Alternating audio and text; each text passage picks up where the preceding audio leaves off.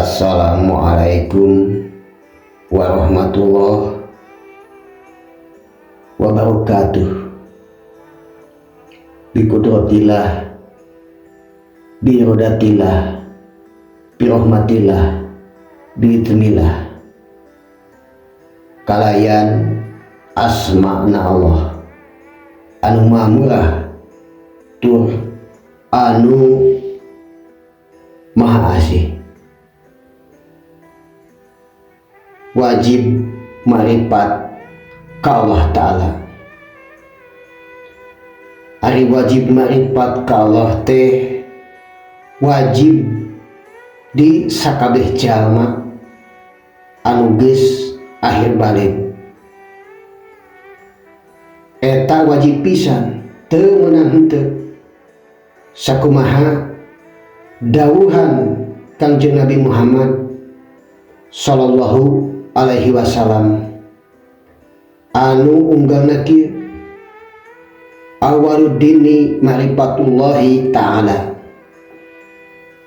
Hartosna awal-awalna agama eta kudu nyaho heula ka Allah Ta'ala kalawan ilmuna. Sabab pangkudu nyaho heula teh supaya nggoning manusia ngalakonan ibadahna teh sah diterima ku Allah Ta'ala. Sabab tadi oge amal teh kudu kalawan ilmu. Upama teh kalawan ilmu batal terjadi, tangtu moal aya manfaatna pikeun di akhirat ngan ukur di dunia unggul. Ayeuna meumpeng ulang di dunia kudu ikhtiar, kudu tiung samemeh hujan, tegesna kudu nganjang kapageto nyata kudu bisa maot samemeh maot. Lamun teu bisa maot sajoning hirup moal nyaho ka akhirat. Kumargi nyaho ka akhirat teh kudu bisa maot heula. Kapan cek dalil nabi kieu, antal mautu qoblal mautu. Anu hartosna urang kudu bisa maot samemeh maot. Jadi geuning akhirat teh atawa asa urang teh kudu dikanyahokeun jeung kudu dianjangan ti ayeuna supaya engke ulahnya sadeui palatat polotot jebak jebi larak lirik neangan jalan jeung saha anu bakal nampi ulang ke jeung kamana ulang sumping. Iraha jeung poe iraha wajib pisan dikanyahokeun ti ayeuna. Aya dawuhan Kangjeng Nabi Muhammad sallallahu alaihi wasallam anu kieu unggalna, man talabal maulana bi ghairi nafsihi laqadola dolalan baida. Anu hartosna saha-saha manusia neangan pangeran kaluar tina dirina sorangan, mangka teman-teman si jalma eta kasasar karena dina tekadna ngerasa leuwih jauhna jeung Allah Ta'ala.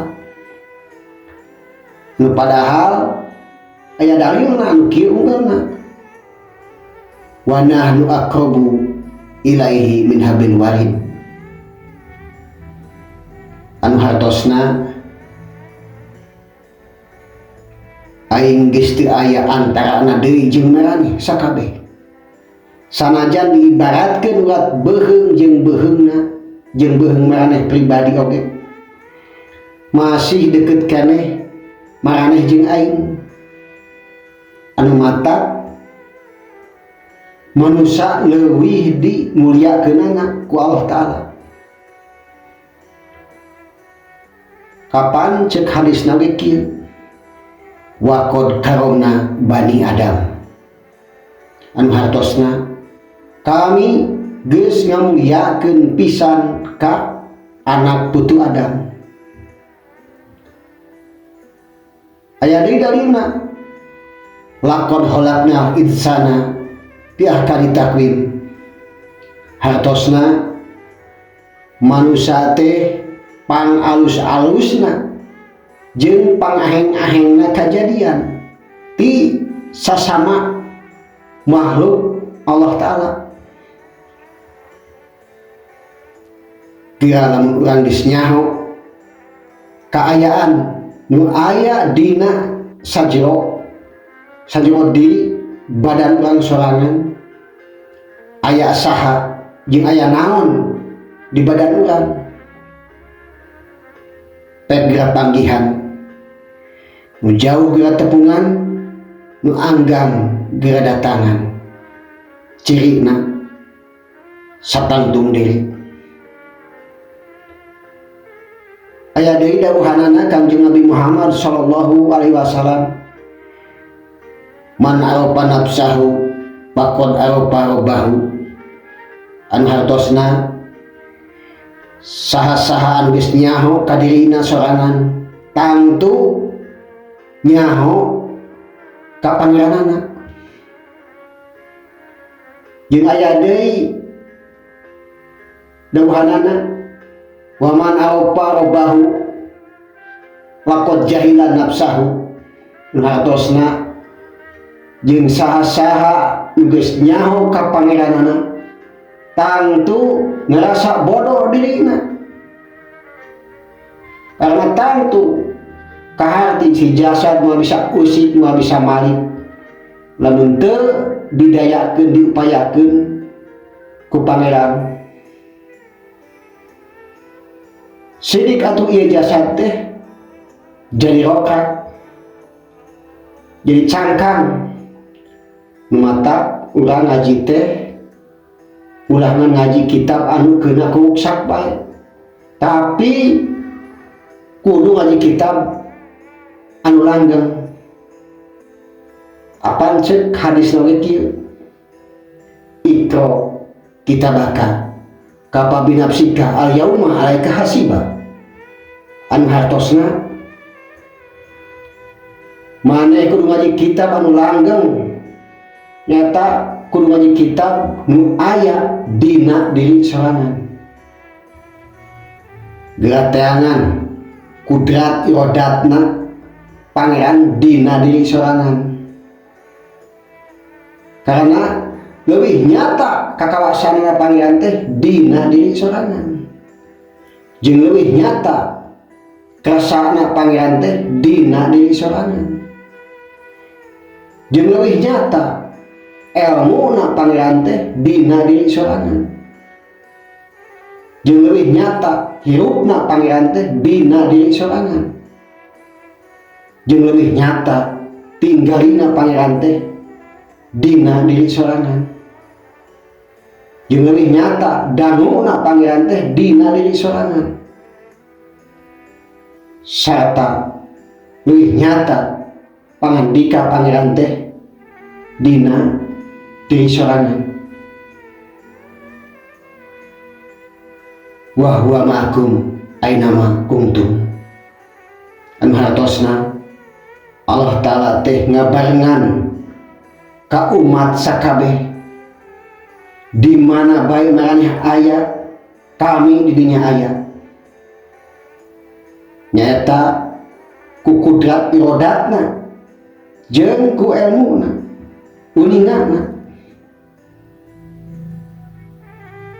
Tapi sategesna nama neran dibarengan teh ku Allah Ta'ala teh nyata ku kudrat irodatna jeung ku elmuna.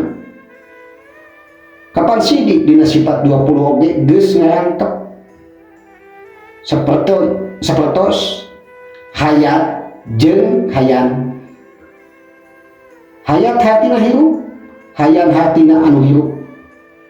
Sama jeung samian, sama hatina dangu, samian hatina ngadangu.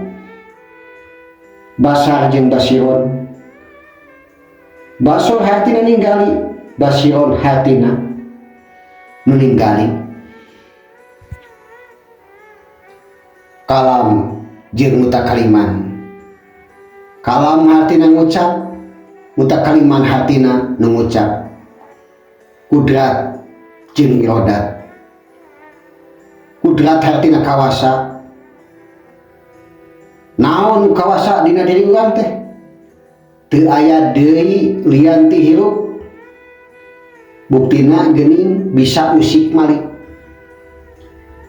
Irodat hartina kerasa, nyata buktina panon bisa ninggali, cepil bisa ngadangu, pangamung bisa ngangsir, baham bisa nyarita. Tah sidik bukti sidik teu pisahna teh. Ayeuna urang teangan barangna bae, siga naon sifatna, kudrat atawa sifat hirup teh wajib pisan kapanggihna supaya bisa kaharti jeung karasa. Ulah percaya ceuk beja, kudu yakin ku sorangan. Penerangan ngeunaan jalana pikeun maripat nyata kieu. Maripat eta nyata nyaksian jalan. Teu aya deui jalan kudu migraj ka rasa. Rasa eta kudu migraj ka sifat. Sifat migraj ka dat. Kakarek bisa nyebutkeun maripat. Kumaha carana? Udah heula tina wujud. Naon ari wujud? Nyata ayatna bukti. Naon ari wujud asalna? Tina hirupna Adam. Hirupna Adam nyata tina ayatna cahaya opat rupa. Nyata jadi kecap asmana Allah Ta'ala. Ari asmana Allah Ta'ala di mana asalna? Nyata tina sifatullah Rasulullah. Ari sifatullah eta kamana mirajna? Nyata karena sifat caan datullah. Percaya karena ilmu, percaya karena rasana, karena ayatna. Di mana ajolna? Tina dat. Saha anu ninggalina? Muhammad. Saha anu narimana? Rasa. Tinggalina saha? Rasulullah. Kamana lesna? Kana dat. Ari jasmani kamana mirajna? Kana rohani. Ari rohani kamana mirajna? Kana sifat caan. Ari sifat caan kamana mirajna? Kana dat. Ari jalan-jalana ilmu agama teh eta aya opat anu perlu dilaksanakeun. Nyaeta hiji syariat, dua tarekat, tilu hakikat, opat maripat. Ari misalna syariat teh upama atau nanti ibarat parahu ngambang di cai. Tarekat ibarat pangolahna atau nanti dayungna. Hakikat ibarat geus tepi ka tengah-tengahna jero sagara. Maripat Di ibarat urang kudu wani jeung teuleum nyokot inten widuri anu aya di dasar sagara anu jero sarta poek mongreng nya ieu pisan nu penting kurang kudu dilaksanakeun sabab ieu anu jadi syarat mutlak pikeun nguatkeun urang ka Allah Subhanahu wa ta'ala sareng urang bebas tina alam swasangka sifat swasangka atawa dugaan jeung sangkaan eta anu teu bisa diandalkeun pikeun keselamatan urang.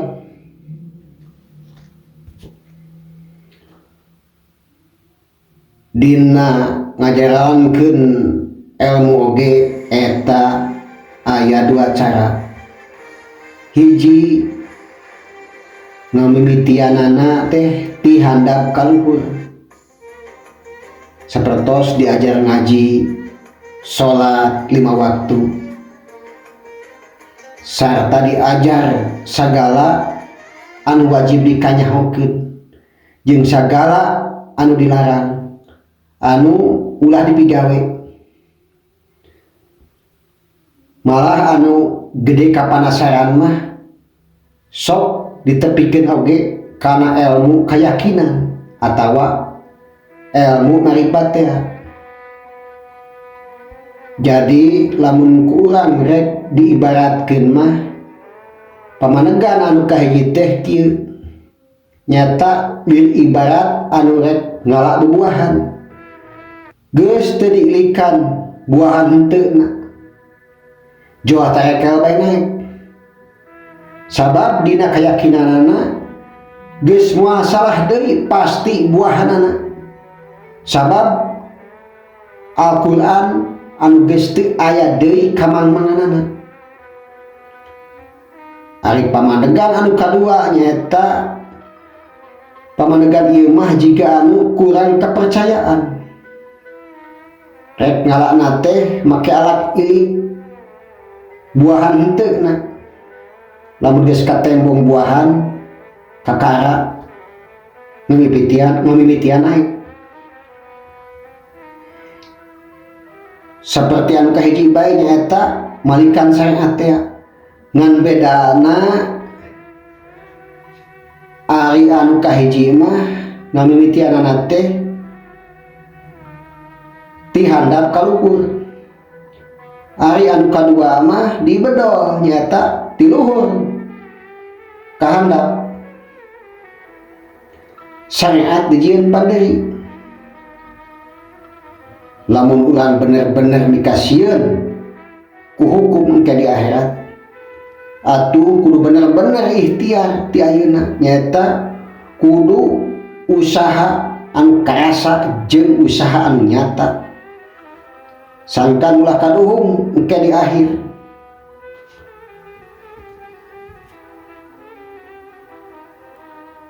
Pepeling kanggo urang sadayana sangkan ulah nepi ka cilaka di akhir. Kieu saurang dina Al-Qur'an saha anu lolong di dunyana tangtu bakal leuwih lolong deui di akhiratna. Sabab leuweung basa lamun sakadar ruwet di perjalanan mungkul kumaha lamun terus kapidandung asuk-asukan teu puguh anu dijugjug dabongan henteu terang teh tah kitu cilakana teh anu mata urang anu geus teu aya di lahir ieu sok sumurup sumalindung kanu masih keneh aya di dunya anu mata aya sauna kieu inna lillahi wa inna ilaihi rajiun nuhartosna urang teh asal ti Allah kudu balik deui ka Allah Jadi lamun kitu anu bisa balik deui teh nyaeta nu geus terang ka Allah. Ari anu teu acan terang mah walau alam, maka bisa bilang deui kana asalna ka Allah Ta'ala. Leung basa lamun di dunia, lamun urang aya kasusah atawa kabingung bisa tatanya. Tapi di alam itu mah di akhirat kasaha urang geusan tatanya, sabab geus lain waktuna tatanya.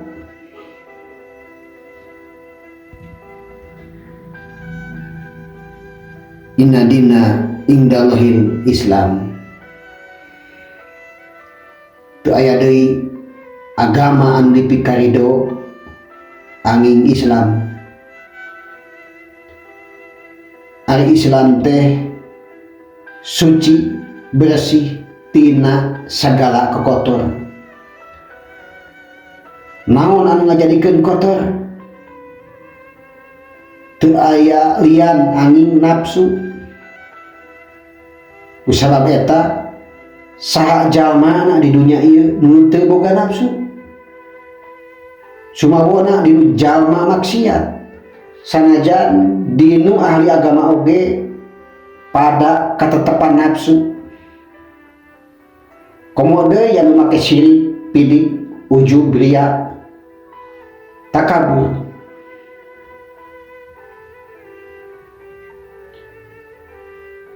Kieu kateranganana sategesna ari Islam teh teu dua teu tilu estu ngan hiji-hijina, malah keur sahiji teh goib.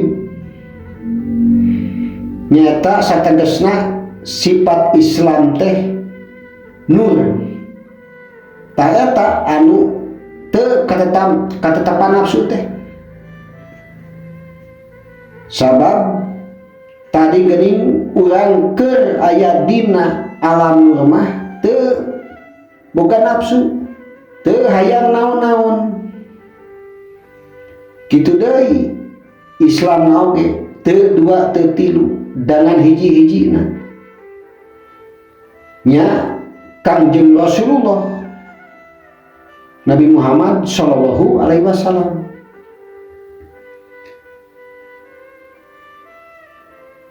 Jadi jalma mah teu kabagian pangkat Islam. Jalma mah ukur jadi umat. Tapi anu tepi kana pangkat umat oge 1000 hiji. Karena bangga henteu gampang. Sabab kudu nyaho heula ka Rasulullah jeung ngalakonan parentahanana. Tapi lolobana mah ngan ngaku wungkul sumabona nyaho ka Rasulullah kana parentahna oge loba anu teu ngalaksanakeun, teu ngalakonan. Kapan dina rukun Islam oge diwajibkeun jarah ka Madinah ka pakuburanana Kangjeng Rasulullah jeung ka Baitullah. Hakikatna kudu terang karena hakikatna Rasulullah jeung karomatna Allah Ta'ala nu aya dina diri sorangan. Kapan aya dalilna? Kullu umatin wa rasulihi anu hartosna dina sakabeh umat pada katetepan Rasulullah, artina rasa Allah. Kusabab eta perlu urang panasaran, wajib nganyahokeunana karena hakikatna Rasulullah nu aya dina badan sorangan. Beberieun urang jarah ka Mekah ka Madinah teu bisa. Kusabab kudu boga biaya. Margi anu disebat munggah haji teh aya 2 rupi. Hiji haji majaji nyata haji majaji teh anu bisa jarah ka Baitullah jeung ka Madinah. Kadua haji hakiki nyata anu geus nganyahokeun kana hakikatna Baitullah jeung ka Rasulullah dina diri sorangan. Barang Rasulullah tos pupus tos maot atau upama pupus mah alam dunia oge moal aya.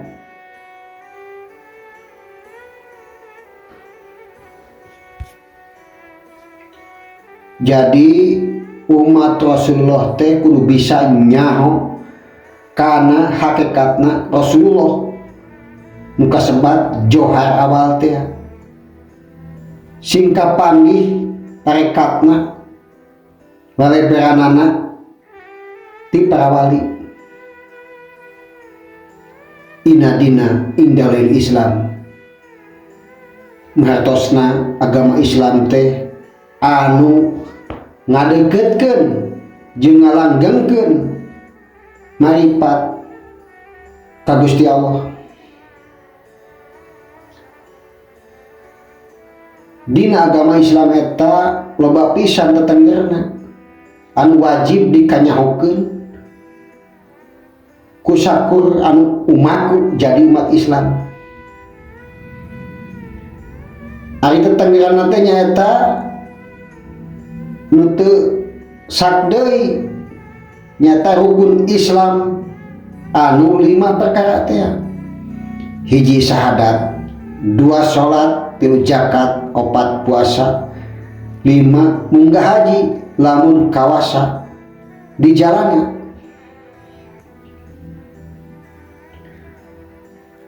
Farduna Islam hiji sumrah ka Gusti raga jeung nyawa, tegasna metakeun segala rupa dauhanana jeung segala rupa cegahanana, segala rupa anu dilarang.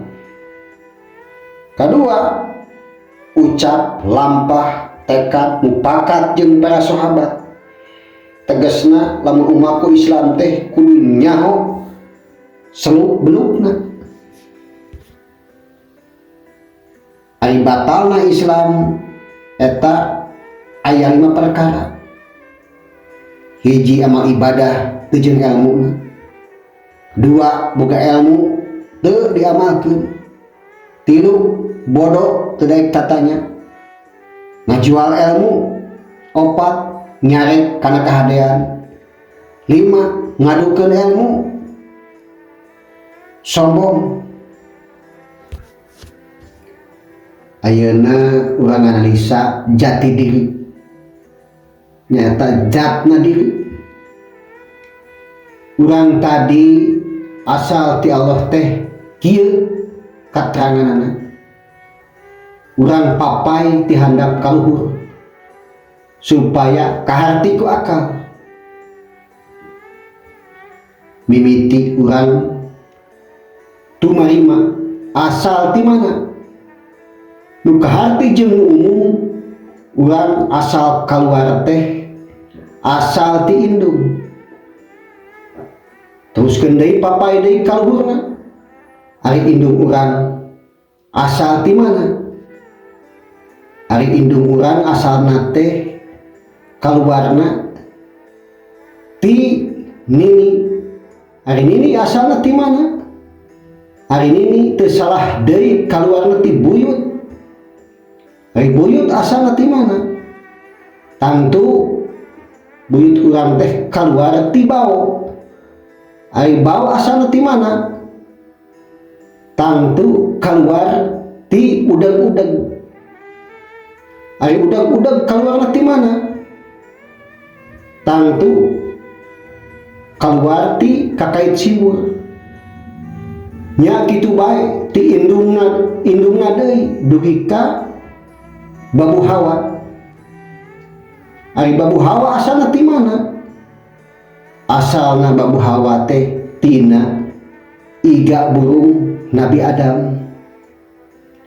Ari Nabi Adam asalna ti mana? Asal Nabi Adam teh tina aci bumi, aci cai, aci seuneu, aci angin. Ari aci bumi, cai, angin, seuneu asalna ti mana? Diterangkeun ku hadis asalna tina Nur Muhammad anu ngandung cahaya opat perkara. Hiji, cahaya hideung hakikatna bumi. Dua, cahaya bodas hakikatna cai. Tilu, cahaya koneng hakikatna angin. Opat, cahaya beureum hakikatna seuneu. Ieu bibitna rohani. Ari Nur Muhammad asalna ti mana? Eta oge diterangkeun ku hadis. Asalna tina Nur anu maha suci.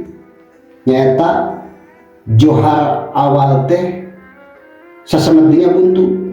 Sabab geus diterangkeun ku hadis jeung ku Quran. Eta johar awal teh bibitna 7 bumi, 7 langit jeung sakabeh eusina. Kajadianna kitu tadi cek dalil asa ti Allah teh nyata asa tidinya tina johar awal teh sifatna caang padang. Nyata gulungna dat jeung sifatna maha suci. Kakara jeneng asma Allah, asma nu maha suci. Cahaya beureum jadi harekat lapad alif. Cahaya koneng jadi harekat lapad lam awal. Cahaya bodas jadi harekat lapad lam akhir. Cahaya hideung jadi harekat lapad he. Johar awal jadi harekat lapad tasjid. Kitu kateranganna. Jadi weh lapad Allah.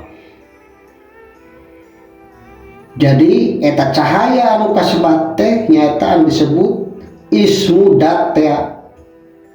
Hartina asmana dat laesa kamislihi atawa asmana nu maha suci. Cek ahli panikiran mah latifah teh namina.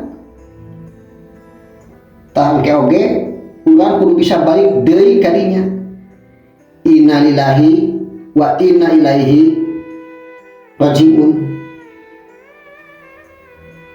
Kukituna rak dia susur tarekatna anu bisa miceun hijabna atau pipining menjadi moekan kana eta dat sifatna Allah Ta'ala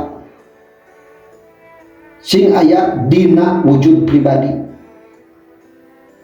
Ta eta kunci na Muhammad nu bakal bisa ngabuat balik hijabna ka Allah Ta'ala.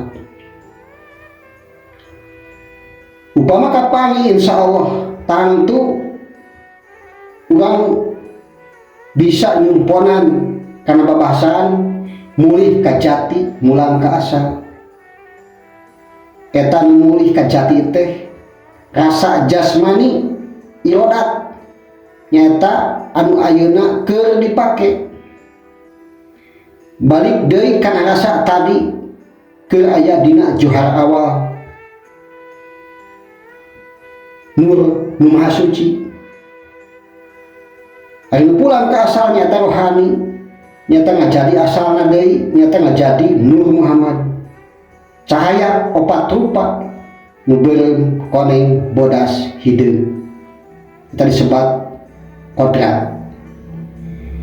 Samangsa balik ke asalna nya ngaranna sampurna, artina bersih, beak rasana, beak jasmanina. Rabbi jidni ilma wallahu yaqulul haq wa huwa yahdi sabila.